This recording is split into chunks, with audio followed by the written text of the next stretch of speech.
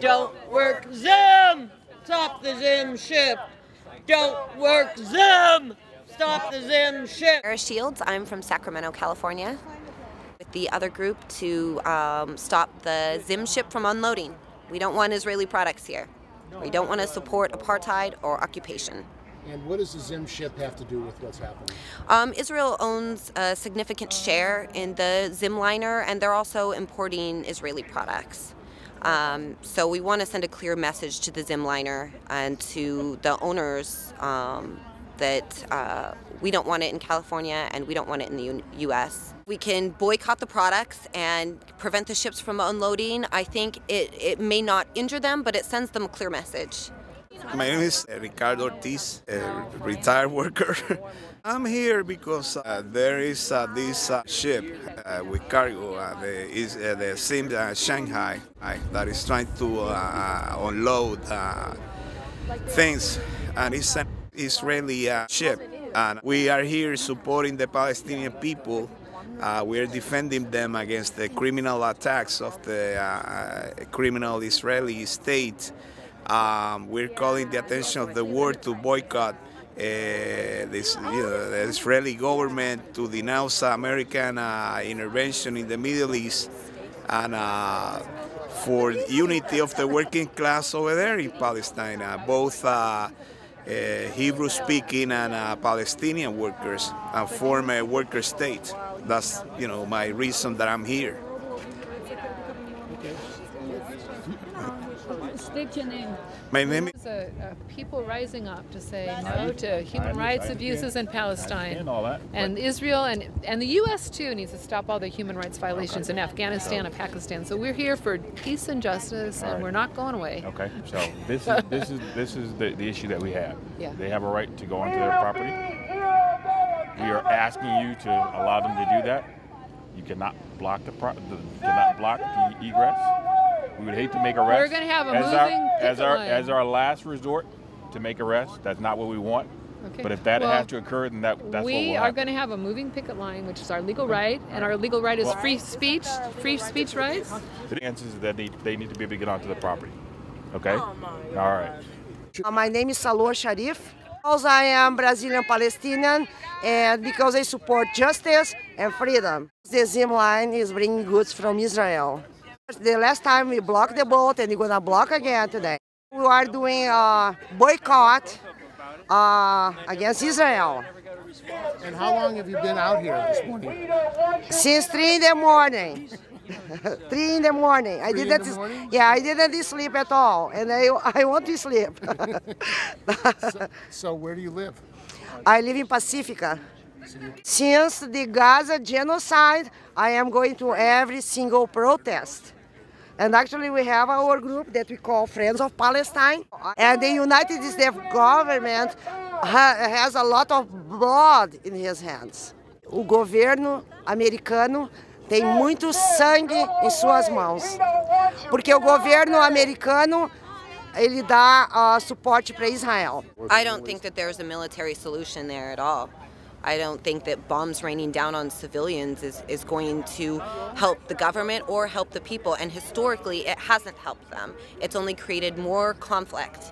And the more we send weapons over to these groups, arming them, trying to be our allies, and then they turn against us, we're creating our own monsters over there. All we're doing is creating more sectarian violence, weakening the population, weakening the governments that could be in place. None of it's good, and it's not creating any solutions. It's only creating more problems, and it's also weakening the United States, because that is money that could be here at home, educating our children, supporting our poor, investing in our mental health system, and the people over there are not being helped by this, and it's not helping anyone, not them, not us. So why is the United States spending so much money? Billions and billions on Israel, on bombing other countries in the Middle East. What's behind this? I think it comes down to, number one, control, and number two, corporate interests. For every bullet that's fired and bomb that drops, that's lining the pockets of these corporations. We the people are not making any money from it. We're spending our money on it when we could be spending it on our own interests. you know, but instead these huge corporations that are building these bombs, that are supplying these weapons, that are occupying this territory, they're the ones making money and benefiting from it. And everybody else is suffering in its aftermath. And what did you feel when you saw those F-16s and Israeli weapons supplied by the United States basically destroying Gaza and blowing up homes, blowing up schools? I can't even tell you how many tears I've shed. He knows. I've cried so many tears, and it's horrible that it's in my name. You know, it's in the name of the U.S. And when I talk to people on social media, they don't. I mean, they see people out here protesting, but we're terrorists to them. We're the terrorists. You know, and I message them, you know, from the U.S., we're not all like this. You know, we're trying to spread the word. And there are even activists within Israel that are trying to combat their own government. And I didn't really realize the suffering as well of the Israeli people until recently. We went to this conference and I met a lot of Israelis that are working from the inside. Not a penny that we are giving to Israel goes to those citizens.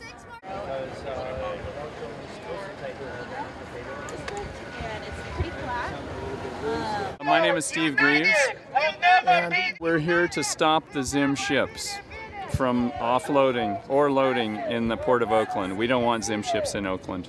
And why is that? Well, because Zim is profiting from the occupation of Palestine. And they're not only occupying Palestine illegally with their military, they're also killing people indiscriminately in Palestine, both in the West Bank and especially in Gaza since 2006. And how are they profiting, Zim? Well, they're making money in several ways. From the businesses in the occupied territories where they have illegal colonies. They call them settlements, but there's nothing settling about them. They're very unsettling. And do you think this will have effect? I mean, the longshoremen so far haven't crossed the line. What have you done to reach out to the longshoremen here to get them to honor the picket? Well, there are some longshoremen who are angry about the fear of losing jobs, and I explained to a couple of gentlemen this morning. I said, you know, it would be great if we could spend time talking more, because the problem is our government is lying to us. We've got 2 senators in the state of California who are Israeli citizens as well as American citizens. So what is their loyalty? Dianne Feinstein and Barbara Boxer. They're Israeli citizens? Well, they have passports. If they have passports, I mean, if you're Jewish, you can have a passport to Israel. How could that be, that they're both U.S. citizens and Israeli citizens? Well, we have a lot of, well, actually a lot of the leaders in Israel are dual citizens. They have citizenship in European countries and the United States, as well as citizenship because they're Jews. So that basically Israel is a state that's based on the notion of Jewish supremacy. It's not about keeping Jews safe. Most Jews don't want to go to Israel. Most Jews, when they left the Holocaust, before and after it started happening in the early 40s, they went to other countries. The Zionists who run the state of Israel are not speaking for the Jews of the world. There are so many different Jews, and most of them identify with the nation state they live in. So if you're successful in blocking the Zim ship, what kind of effect do you think that'll have on Israel? Well, we're hoping to pressure them to end apartheid. They have separate laws for Palestinians. People don't understand that. It's not a democracy in Israel. It's only a democracy for Jews. It's not a democracy for Arabs.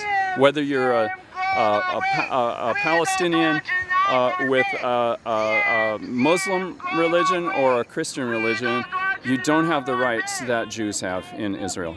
And why is the United States backing Israel in the Zim shipping? Well, that's kind of a complicated issue, but I don't think it's too complicated for local people to understand with our tax dollars going over $8 million a day to Israel. I'm sorry, ask me the question again. Why is the United States government supporting the Israeli government?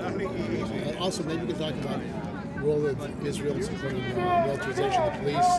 Well, yeah, there are at least 2 factors. One is the Zionists, since the 1897 book came out called The Jewish State, they have been strategizing how to establish a Jewish state, and they figured out that by by infiltrating the top levels of government of Western countries, they could influence the way that they could facilitate getting a state. And so they've managed to do that very successfully. In fact, there was a Supreme Court Justice, Brandeis, who was among the people who basically successfully infiltrated and magnified the power of Jews bent on a Zionist state. It wasn't just Jews, it was the Zionist Jews, political Zionist Jews. There were cultural Zionists also, so that's why it's complicated. But historically, they managed to acquire power in various capitals of Western Europe and the United States, and particularly Britain and the U.S. Now, are you asking American workers, other trade unions workers, and American people to join this action that you're doing here today? Well, of course, because it's very similar to the issue of South African apartheid, because they're discriminated. The Palestinians are systematically discriminated against. In some ways, it's worse, not only because Israel is successfully killing more Palestinians as a proportion of Palestinian population with impunity, but they don't even want Palestinians to work. They only want to hire Jews. So, you know, South Africans have said, Nelson Mandela, Desmond Tutu, they've both articulated that the discrimination against Palestinians is even worse in occupied Palestine and inside Israel than discrimination against blacks was in apartheid South Africa. Ashley. I live in West Oakland. I was getting off West Oakland BART yesterday, and I ran into Toby, one of the organizers of this event, and I decided to come because with the last time that the Zim came to the Port of Oakland, they were coming and then they left several times, really kind of creating a chaotic scene for the activist community, but everybody still banded together, still came, still were really strong, and still stopped the vote. And I think that's really powerful, and I think I'm just happy to be one of the many people who are standing with Gaza and standing for a free Palestine and doing whatever we can, you know. It didn't take a lot out of my life to get up at 5 a.m. and come down here for a few hours. I'm trying to leave soon to get to another thing, but I'm going to come back tonight. I think it's important, you know. Are you a student or a worker? I'm a worker, yeah. What kind of work do you do? I'm a receptionist, yeah. So, what does it mean to you that the longshoremen refused to cross the picket line? I think it's really inspiring, and I mean, and if it weren't for that, I think it would make things a little less sweet. I think knowing that the workers really, they feel the solidarity with the Palestinian workers.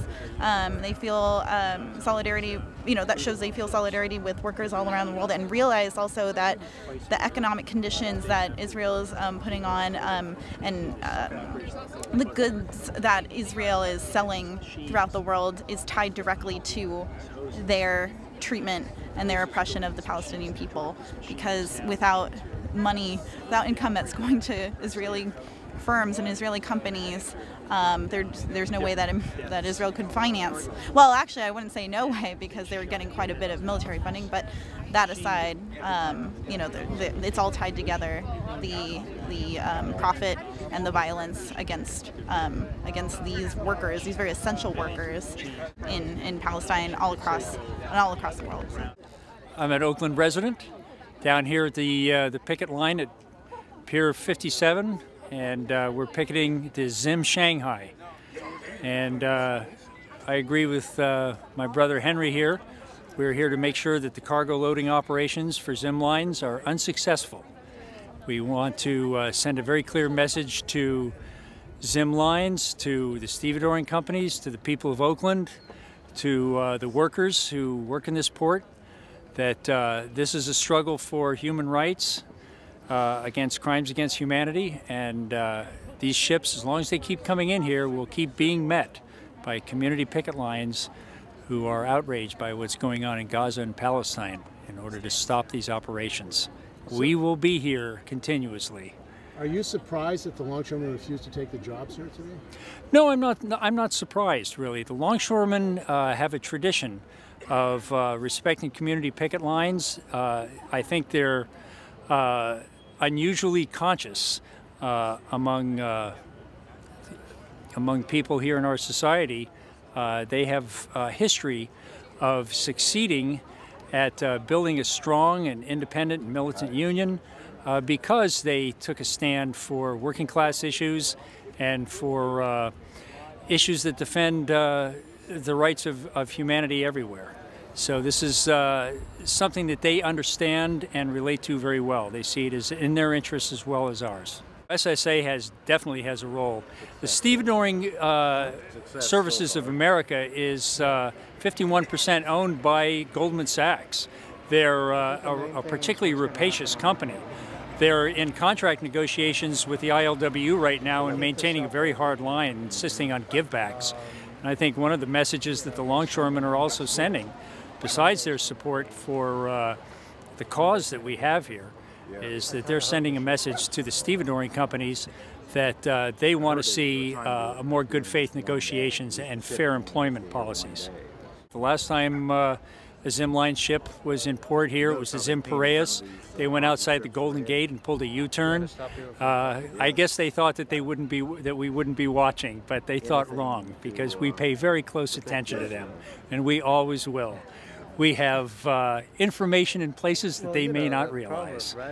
So they're being tracked. They certainly are. They're being tracked by many of us.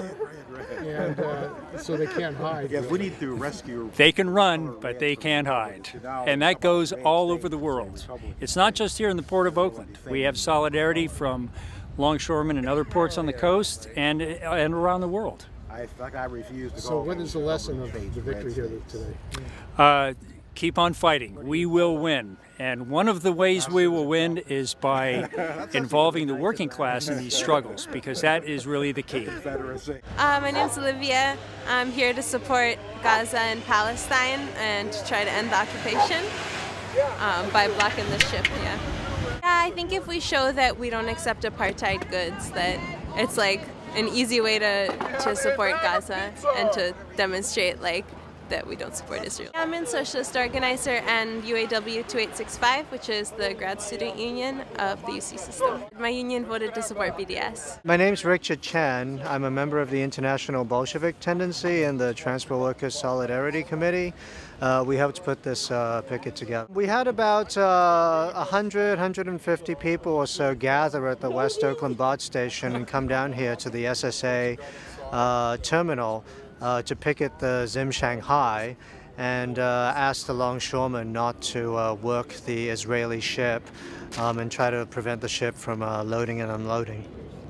And you were successful? Yeah, right. It turns out that, you know, over at the hall, only one longshoreman decided to take the job.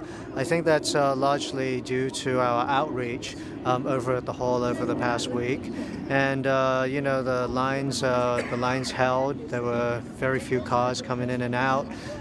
You know, police left us alone, and we'll see how it goes over the weekend. I don't know if the ship is going to be staying, you know, for the entire weekend, and if it's going to end up like last time, or maybe they'll just turn tail and run. We'll see. I think someone was saying that like it costs Zim like $100,000 or something every day that the ship is in berth. I'm not sure. Ray Johnson. And what happened here today? Well, we apparently were successful in causing the Zim ship not to be loaded. I've heard that the longshoremen, except for one, they decided not to work the ship, and so far we've been successful in preventing the ship from being worked. And were you discussing with any longshoremen? Have you talked to anyone? Personally, I have not. I've just been here on the picket line walking around. And what are you trying to say? What are you trying to do here? Well, we're basically trying to tell the stevedoring companies that there's going to be a price to be paid if they're going to continue to use Zim, because as long as the Israelis are committing their crimes against the Palestinians and acting like a rogue nation, they do not deserve to be treated like a legitimate, responsible business that we should be tolerating in Oakland. Larry Wright, retired ILWU member. And what happened here today? Well, we had picket lines up at all the SSA gates to stop the longshoremen from going in working the Zim ship. The union announced that at the hiring hall this morning that the ship wasn't going to work, and told the longshoremen don't take the job, and with the exception of one person, they didn't. And they can't work the ship with one person, so it was an effective picket, and this shift didn't work. I was involved boycott a South African cargo in support of the ANC, and this is in support of the Palestinian people against all the violence and this fact that their land's been stolen, and terrible things that are happening in Palestine. We're here to block the boat, and we did it. What's your name? Khaled. My name is Silvia Antonia Brandon Perez, and I was born in Cuba, which is a free territory in the Americas. I am a member of the School of the Americas Watch, which is a School of the Americas is where we train torturers and things like that for the rest of the Americas. Tortures people? And I have been going to School of the Americas for the last 10, 12 years. I'm an immigration activist, and I'm a Palestine. I'm actually, on my father's side, Sephardic Jew. So I'm a member of Jewish Voices for Peace. Yes, no, I was trying to remember because I lived in New York for many years, and I was a member of Jews Against the Occupation, JADO.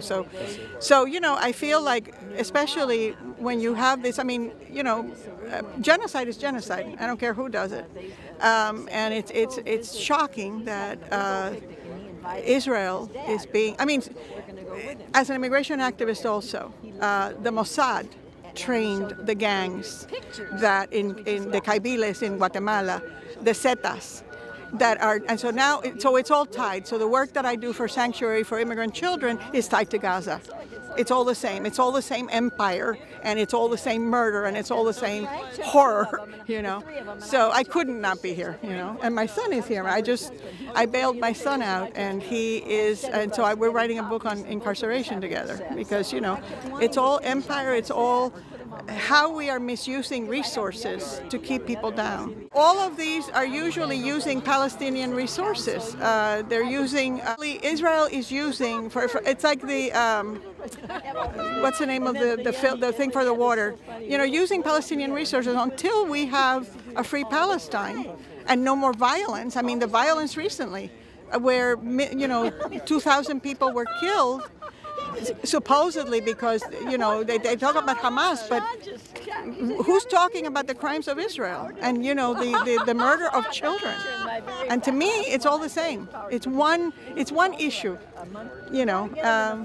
So we all have to be here. So what happened today, this morning? Awesome. All the union workers are not going, except for one, are not going to unload the ships. So that's a victory. That's a tremendous victory. I'm a member of as a writer of the UAW, the auto workers, because but they're part of the auto workers. And my husband, who died last year, was an auto worker. He said to me, "Why do you have the same shirt I do? You're a writer and a lawyer." And I said, "Yeah, but we're a part of the same union, the UAW." And the year of Occupy, everybody went, you know, talked about Occupy Oakland, Occupy, you know, so we wouldn't identify ourselves as I am from Hayward.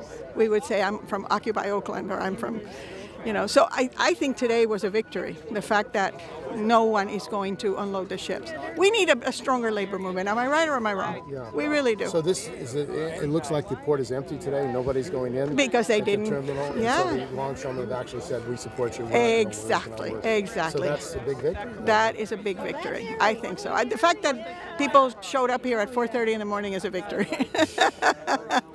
We need people to not go to sleep, I think. So.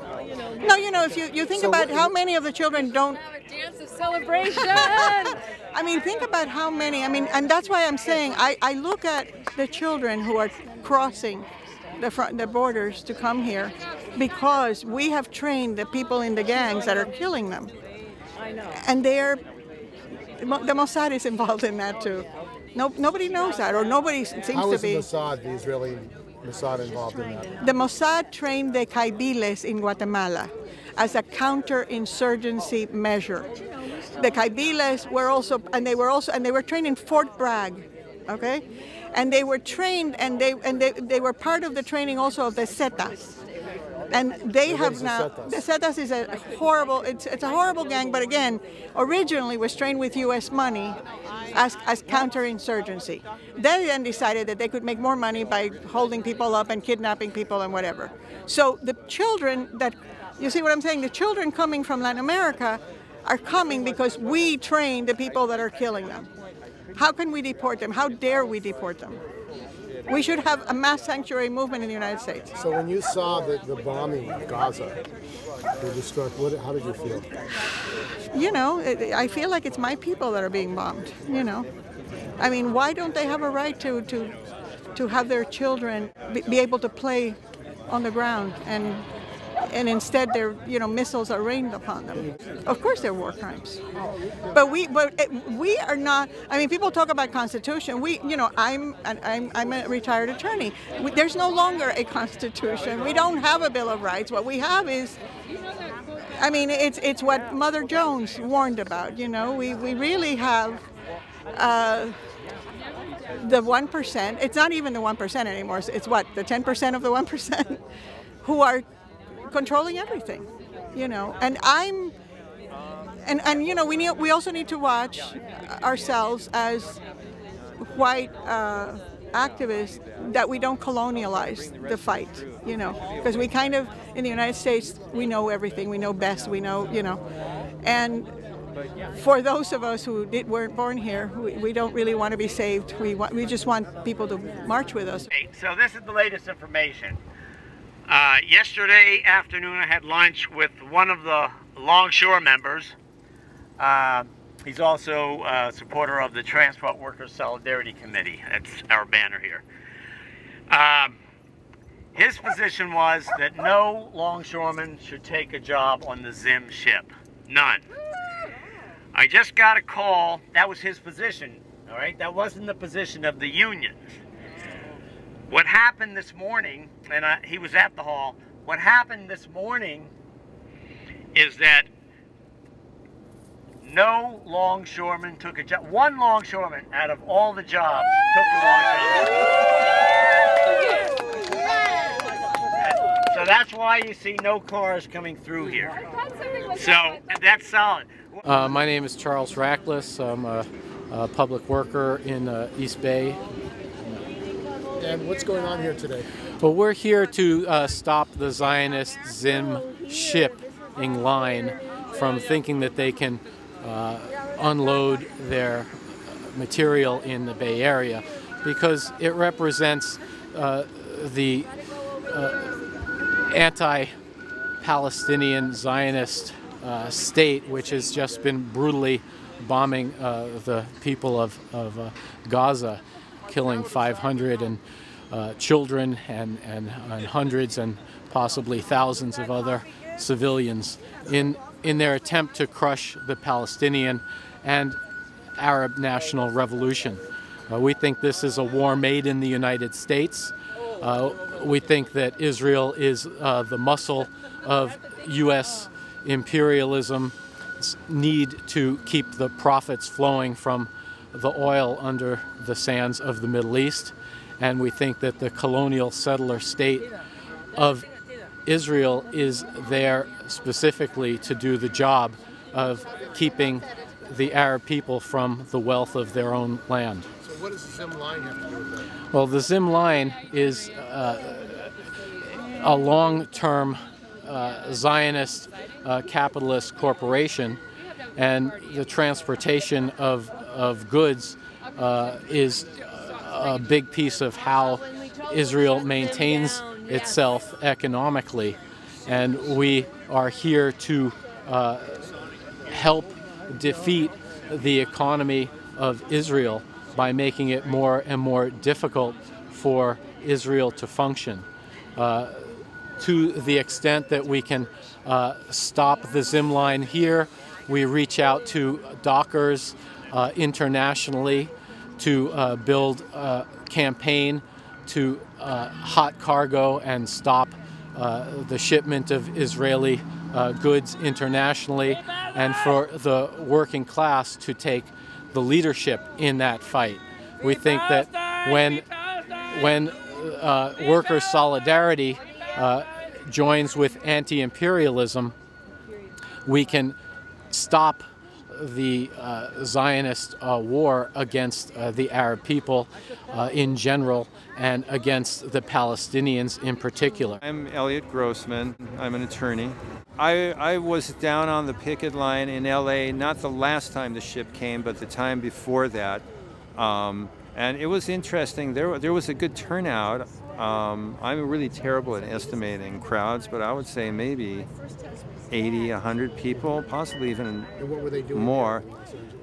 Well, the thing is, there was a picket that was organized, and I don't actually know if we really stopped the ship or not, because on the one hand, the shop steward told us after a certain point that the union had decided they weren't going to work that day and that the men were going home. This was the ILWU Local 13? Yeah. But then at the same time, another person on the picket line I was talking to was standing around where the local union president was talking with people and said that he had overheard him telling the folks to send the men down to another gate or to bring a crane up or something, which made it sound like maybe they actually were going to work the ship. So I'm not... The thing was, the position that we had, the way it's set up there in LA, you couldn't actually see the ship from where we were picketing the gate. You couldn't even see the water. So we had no way of actually knowing what was actually going on over there. But what happened was, the line was going. At some point, the men started showing up. There was a shop steward who was directing them down, down in a different direction from where the picket line was to park down there. And we don't know if they were entering the area or not. But then at one point, we actually closed off, when the men started arriving, the main entrance to go in so that the cars couldn't go through. And the cars were all stopped there. And then at some point, people who apparently had previously gone in started coming out through the back of the picket line, saying that it was over, and they were giving us thumbs up and V signs and stuff, and seemed friendly. So they seemed supportive of it, yeah. So are you encouraged? What happened this morning? Oh, what happened this morning I think is fantastic. Apparently, because the picket line's here, when they tried to dispatch the men out, they told us that only one of the longshoremen agreed to go out on the job, and no one's gone through here, So apparently all the men at the hiring hall refused to go out. So that shows... closed down. Yeah, well, it shows great solidarity by the longshore workers for them to decide not to even come here. When they were told what was happening, they said, we're not going. So I think that shows an awakening of consciousness in the working class in the San Francisco area. And I think it's great, both around the issue of Palestine and stopping Israel's oppression of the Palestinian people, ending the occupation, and lifting what's still a siege of Gaza in the form of the blockade, but also the understanding that worker militancy is necessary and worker solidarity is necessary. Because I also understand the longshoremen are working without a contract, so it's necessary for people to show support for the longshore union. If they support us, we need to support them. So obviously at some point there's going to need to be a strike for the longshoremen to maintain the rights they have and to keep further erosion of their living conditions and their working conditions. So the entire progressive movement in the Bay Area needs to be ready to support them on the picket line when it comes to that. Because that's what we have to do. Yeah, one section of the working class has to support another, and we have to try to awaken the entire class to the need for militant action to change conditions in this country and around the world. Do you think that there's a rise of class consciousness of working people in the United States? Well, I think this is a small example of something that's beginning to happen, and hopefully this will spread, because that's all we can do is try to light a little spark here and there and you never know which one is going to catch fire and turn into a prairie fire, but that's what needs to be done. Have you been involved in other actions by the ILWU or rank and file members of the ILWU? Well, I had some involvement in the 1980 picketing of the South African ship that that was successful, and it was successful. Right. In 1984. Yeah, and that was successful because there was sufficient support within the union, and there's sufficient pressure on the union leadership. And there's also a radical militant in the person of Howard Kaler, who was on the executive board at that time, to put forward the proposal. And because all the conditions kind of came together at that time, resolution was passed not to work the ship, and that was enforced by the picket line. So that's ultimately what we need to work to, is getting official support from the union movement for these kinds of actions, and union bureaucrats who are not willing to stand up for international solidarity and unwilling to advocate militant action by the workers to improve their conditions and to change political conditions in this country and around the world need to be thrown out of office and replaced by militant union leaders who believe in the class struggle, not in class capitulation. And of course, we have to stop support for the Democratic Party and build an independent, radical, revolutionary workers' party to fight. Discussing this for a month now. They know about the genocide in Gaza. A lot of our members are black. The majority of the members of Local 10 are black. They're sympathetic to people who have been objects of racial repression. It happens in this country, not just in Ferguson, but in every city in this country. And hey, that's why our union struck against South Africa in 1984, against the apartheid regime. Do you have a second for me to ask you a question or two for KCBS Radio? Yeah, sure. You want a background with the No, cranes? I'm just radio. Just radio. Oh, He's got the TV camera. I'm just radio. Okay. Let me get you to say your name and spell it so I have that on tape, if that's okay. Jack Heyman, H-E-Y-M-A-N. Okay, and are you a member of the union? I don't understand. I'm a retired member. Okay, okay. And then why are you out here today? What's your role here today? Well, I've been active in the Longshore Union for, since 1980. So quite a while. And our union has a long record of standing up for social justice and against genocidal crimes like what's happening in Gaza now, being perpetrated by the Israeli government.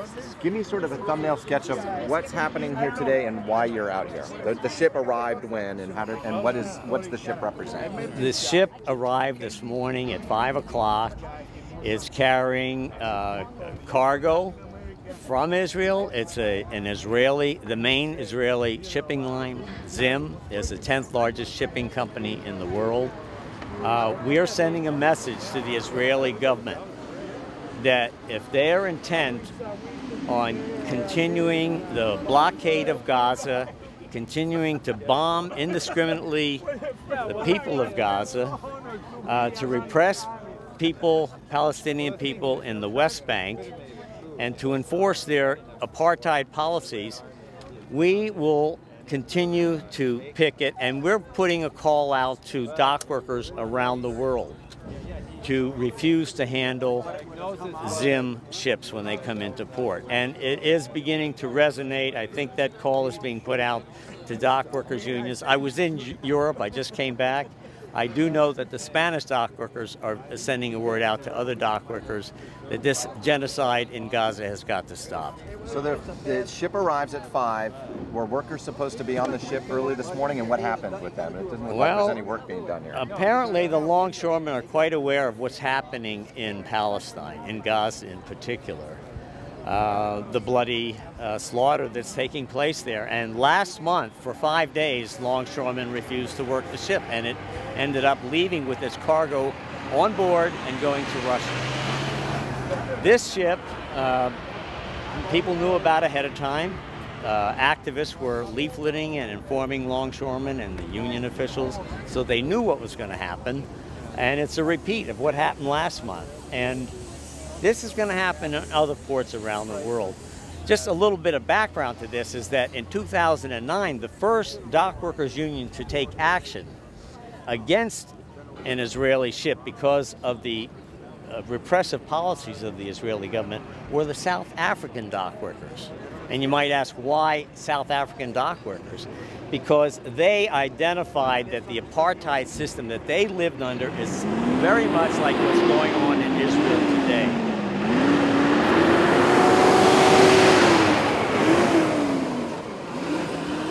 Could you kind of, I'm sorry to jump in late, could you kind of reiterate what the victory was this morning and how you found out about it, how it came to be? This was a continuation of the previous victory of last month. In August, longshoremen refused to cross a community picket line like this in sympathy with the plight of Palestinians who are being massacred in Gaza.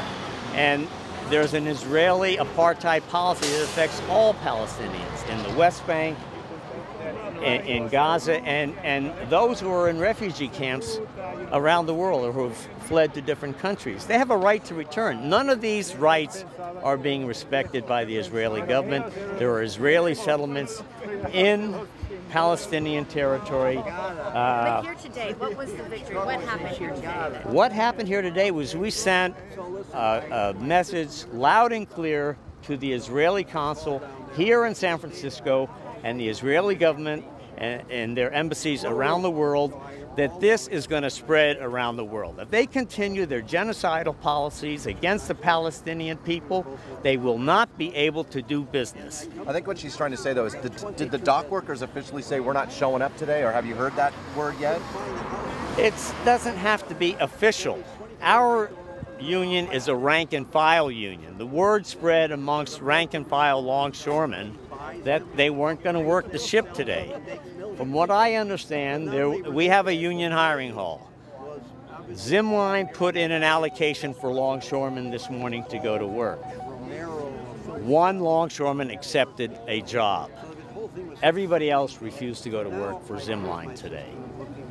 That's the sentiment of the rank and file longshoremen, and they've got a long history of that, going back to 1984 when they refused to work a ship from South Africa to protest the apartheid policies in that country. How many longshoremen would usually show up for a job like this? One out of how many usually? I think they had 2 gangs ordered, so that maybe there would have been about 50 or 60 longshoremen and ship clerks working.